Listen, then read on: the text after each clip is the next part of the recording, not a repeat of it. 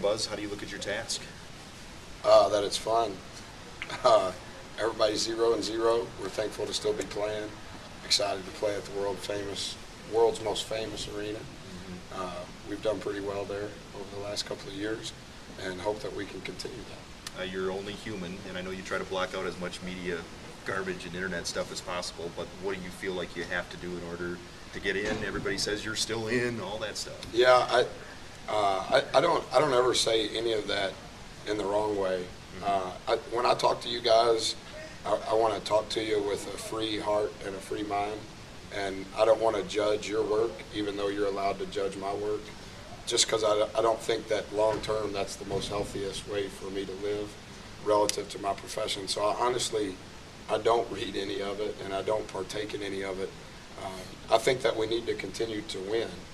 I think that we had a bad week last week, and I don't think that did anything but hurt us.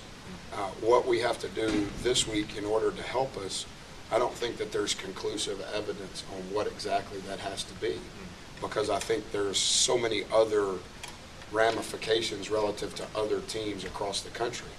I think if we would have had a better week last week, we would be much more at peace about where we are. With then having said that, does that mean that we have to win 1 or 2 or 3 this week?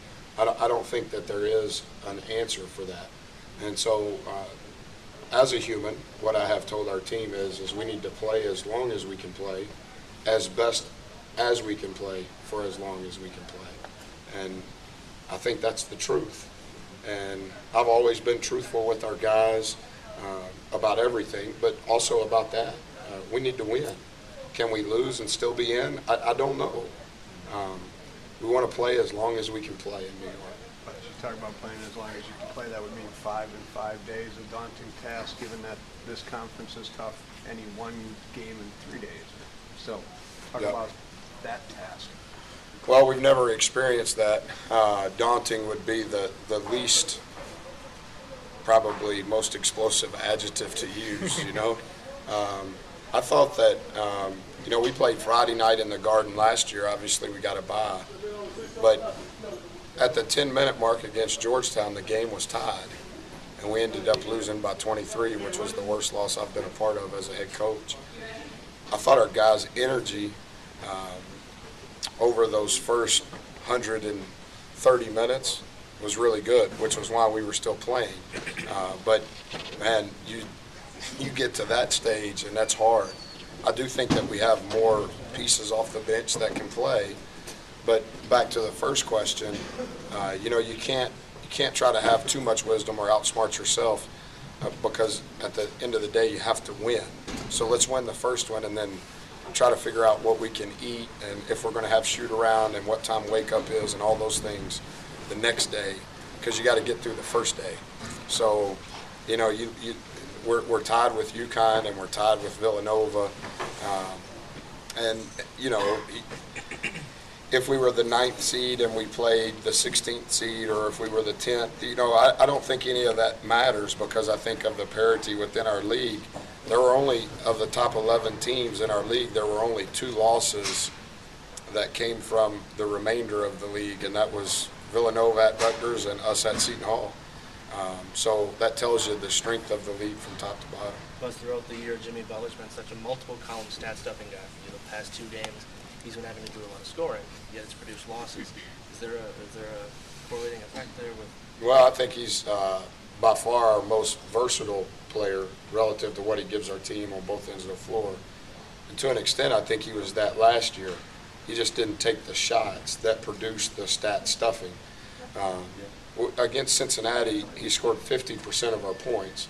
I don't think if any player on our team scored 50% of our points that would be healthy by and large for our entire team.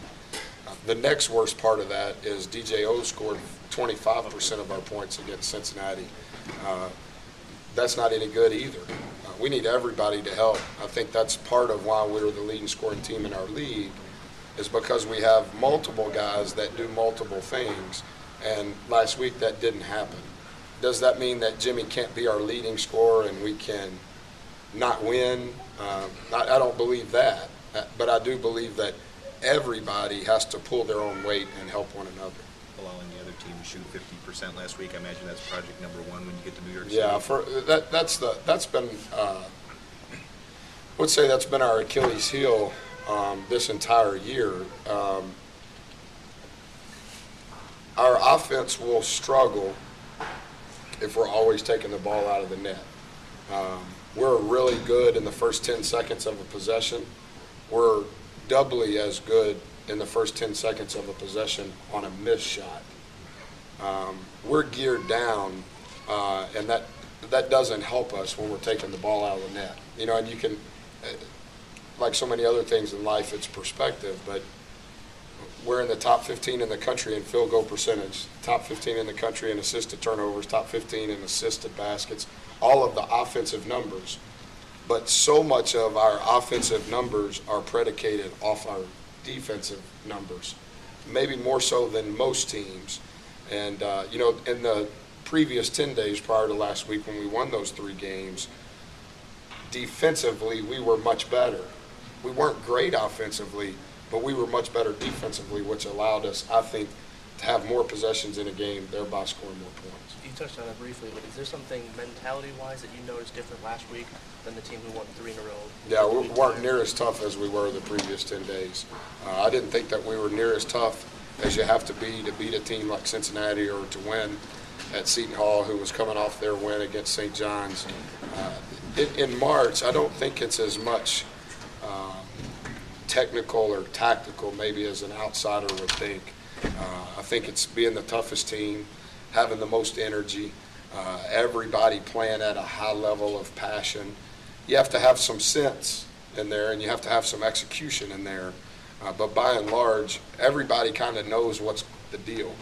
Your team knows what the deal is. Their team knows what the deal is. The combination of the teams understand. There's not a lot of surprises. So it comes down to your level of energy and relative to here we go, we got to go, and then within that, being able to execute within that passion. Last time out against Providence, you guys were able to hold a top 2 Big East offense to 62 points. How do you guys go about doing that again, and do you expect that you will be able to contain them? Well, I think Marshawn Brooks is a first-round draft pick in June. He's the second leading scorer in the country. He's the all-time leader in points scored by Big East teams, Big East players. You think about all the players that have ever played in the Big East before me and you were born.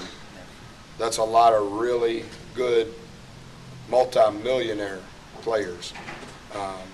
Our energy level against Providence was what was great. That's why we played so well. I thought our execution defensively relative to the scheme that we wanted, we were really good. And we need to continue to do that tomorrow evening. What did you think when you saw DJ on his All-Big East second team and Butler as Tyrone mentioned? Happy for them. Happy for both of them. You know, we've had an all-conference player every year since we've been here, and I think that speaks to the level of players. But I don't think that we've ever been an all-conference. Is he a first-teamer? Is he the big player? You know, is he the Big East Player of the Year? Is he the sixth man? I just it's the collection of our guys that help guys like DJ and that help Jimmy and that help Czar and Wes and all of those things. It's not a one-guy team or a two-guy team. I just don't think that's our mantra. I don't think that's how we play, and I don't think that's how we work. But definitely happy for both of them. They've come a long way, particularly with being earmarked as JUCO guys. To be able to do it at this level, that says a lot. Given his talent, talk about giving Brooks multiple defensive looks and the importance of that. Yeah, I don't think you can ever let him get in a rhythm. You know, he's maybe more than other volume shooters, volume scorers. He doesn't score because of his quicks. He doesn't score because he's fast. He scores because he's rhythmic, and he scores because he's so long. I think the thing that helped us in the last game, Jimmy can match his length, and that changes his rhythm. Because when he has a 6'2", 6'3" guy up under him, it's hard for his rhythm to be off course because he still can rise above you. And so you do have to give him different looks, but more than different looks, you can't ever let him get in he can't have fluidity in what he's trying to do. Because when he does, I mean, that's why he scored the way that he scored. I mean, he's just, and he makes shots like shots that me and you try and horse, and he's making them in a live game, and sometimes off one pass, sometimes off 0 passes. So you've got to change his rhythm.